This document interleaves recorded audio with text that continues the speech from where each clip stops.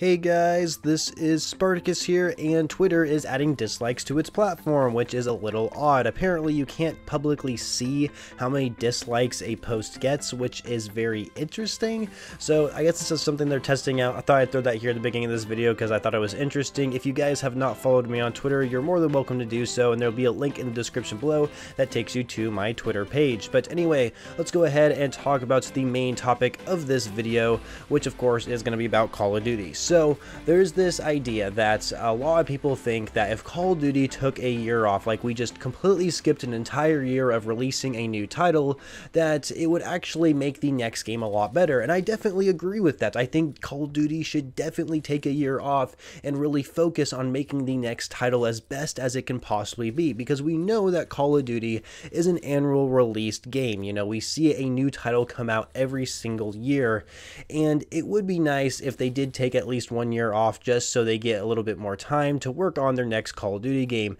Now, of course, recently we did have a pandemic, and you know, that's probably a big reason why Cold War is so lackluster in content and why there's so many problems with the game, and it's really unfortunate that it had to happen. However, with Modern Warfare, that did feel like a complete Call of Duty game. You know, they were able to make that game before the pandemic started. They released Warzone during the pandemic, and I'm not sure how hard it was to actually kind of consistently update Warzone, because since it was at the start of the pandemic and everyone was literally staying home. And so very interesting time when that happened.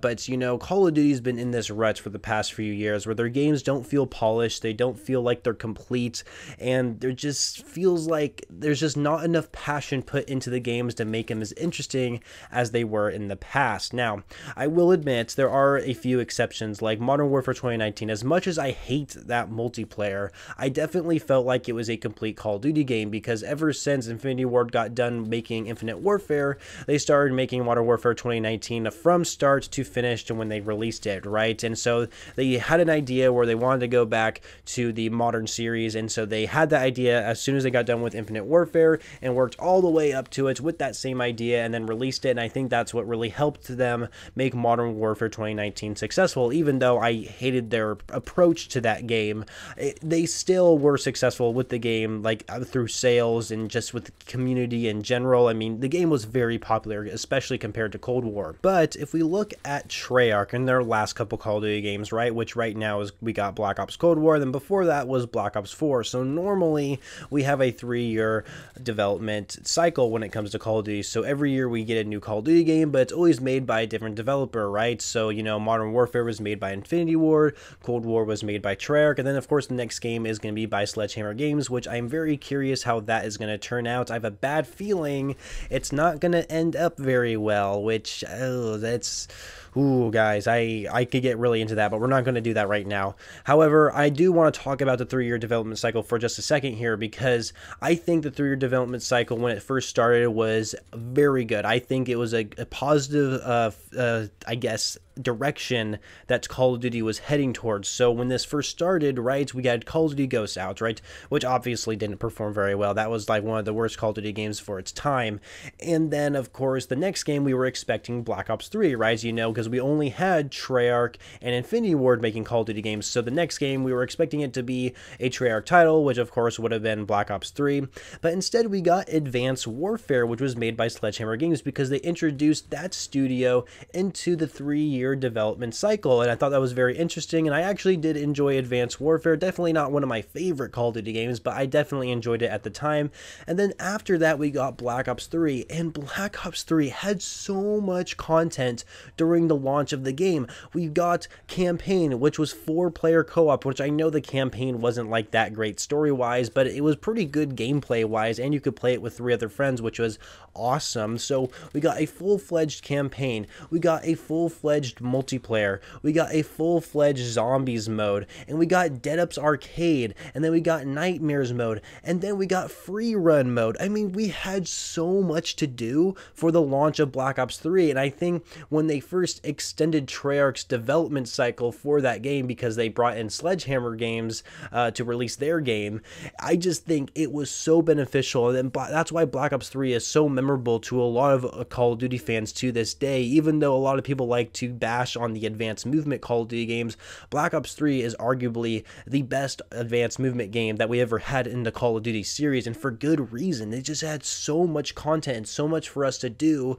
when the game came out, and then all of a sudden the first DLC comes out, or like, oh my gosh, we're already getting more content. Like, it was insane. It was a great time to be a Call of Duty player, just seeing how like polished and how, I guess, good the content was during its time. But it seemed like after that game, things went downhill. You know, we got Infinite Warfare, which arguably, in my opinion, wasn't that bad of a game that people say it was. But of course, it was kind of a trend for people to like bash on advanced movement games, and they wanted boots on the ground, which is why we got Modern Warfare Remastered. And I'm going to get into remastered Call of Duties here in a second. But yeah, and then of course we had World War II, which in my opinion has the best multiplayer. But I know for the community, they didn't like it too much. And for some good reasons, you know, the multiplayer maps really weren't that memorable. They didn't play as good as like some Infinity Ward or Treyarch maps, and of course there wasn't very many of them either, because they brought in the war game modes, which I think took away some of the 6v6 experience. But even though war mode I did enjoy, I do understand where people are coming from. And of course, now if we move on to these modern Call of Duty games, you know, Black Ops 4 came out, and you know, Black Ops 3 was pretty successful, and we were getting pretty hyped up for Black Ops 4 because of how successful Black Ops 3 was.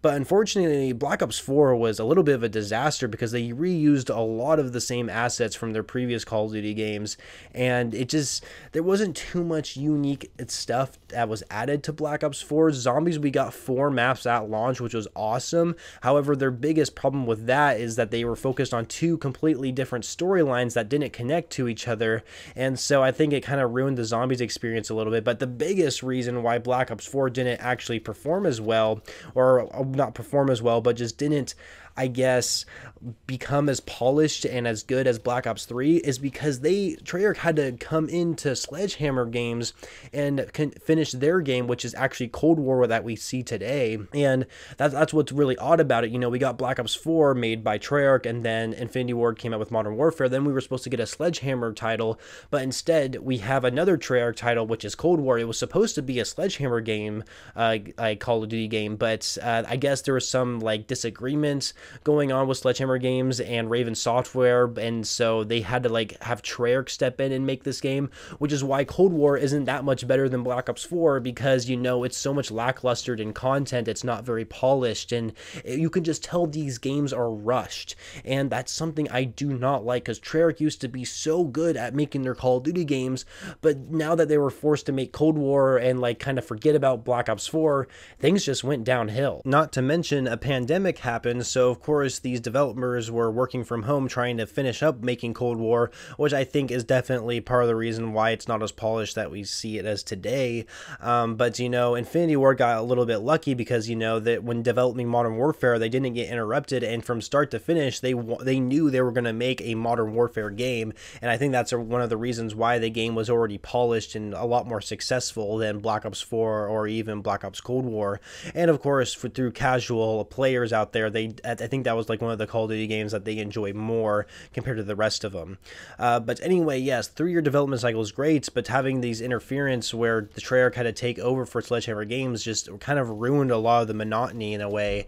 And so now here we are coming out with Sledgehammer Games' next Call of Duty game, and how rushed is that game going to be? Like, I feel like that game's going to be just as bad as Black Ops Cold War. Not that I don't enjoy playing Black Ops Cold War, or I didn't enjoy playing Black Ops 4, it's just that these games are being rushed, and they're not giving out as much original content as they used to. I mean, holy crap, Black Ops Cold War, like a third of the maps are Black Ops 2 maps, for God's sakes. And like, it just, like, what? Like, it's not that I don't like remade maps. I think a lot of us can agree that it's always nice to have these throwback maps and put them in future Call of Duty games, but when you keep doing it, it's just like, holy crap, like, where's the originality? Where's the new experience that we want to have? And with this next Call of Duty game, apparently is called World War II, II Vanguard, and Sledgehammer Games is making it. Well, Sledgehammer Games' last Call of Duty game was Call of Duty World War II, so they're making another World War II game. I think it's too early to come out with another World War II shooter. I'm going to tell you right now, nobody's going to want to play another World War II shooter. And so are they going to like just bring back a lot of maps from World War II? I've already heard from credible leakers that they're already bringing back maps from World War II. So like, and that's one of the things I loved about World War II. It seemed like it was fresh and different because they didn't actually have a lot of remade maps. And now it seems like they're bringing it into their second World War II game. Oh my goodness, you guys, it's just a huge mess. And so yeah, Call of Duty should definitely take at least a year off. However, if I was like some top executive Activision employee, whatever the title might be, who makes these kind of decisions, it's probably a team that makes the decisions. It's probably not just one person. But if I were somebody in charge who could actually make changes on like how Call of Duty games are released, I honest to God think that the best decision they should do for at least maybe 5 years, or maybe the next 5 Call of Duty titles or so, they should make it to where every other year we would get a new Call of Duty title, a brand new title, something we haven't experienced yet. So every other year we would get a new title, but in between those years where a Call of Duty game isn't released, where a new title isn't released, we would get a remastered of an old Call of Duty game, because as of right now, we only have one remastered Call of Duty game, and that is Call of Duty 4, and it's just called Call of Duty Modern Warfare Remastered, right? We do have Call of Duty Modern Warfare 2 Campaign Remastered, but we don't have Spec Ops or Multiplayer Remastered with it, which is so dumb of them to do. I couldn't believe that they remastered this game and released it to the public, but we can only play the campaign, and we know, like, it is pretty much obvious that the multiplayer has to be remade for Modern Warfare 2 Remastered. Like, it has to be remade. If you go to the museum in this game and you actually look at the paintings on the wall, like on the description of it, it literally says that this was like uploaded in like 2017 and it was made in like 2016 or something like that. Like, holy crap, like the campaign remastered was already made a few years before it actually was released to us. You're telling me that they just released it now? And so they have to have remastered the multiplayer. Like, there's just no way they didn't. And I think Activision is just waiting for the right moment to release Modern Warfare 2 remastered multiplayer, because they don't want to like interfere with a good new Call of Duty title. Because remember Infinite Warfare, it was getting so much backlash. It had like one of the worst disliked videos on YouTube or something like that. And so they had to release Modern Warfare Remastered so that way they can actually get sales. But I think what I just said could actually benefit not only the consumers, but can also benefit Activision as well. We know Activision is kind of a greedy company, right? They're a AAA studio. Of course they're going to be greedy. And so instead of releasing a new title every single year, release a new title every other year, and in between release a remastered Call of Duty game. So that way we're not only getting a new title one year, but at least we can expect to relive an older Call of Duty experience that we enjoyed in the past, like maybe World at War remastered, get Black Ops remastered, get even Black Ops 2 remastered.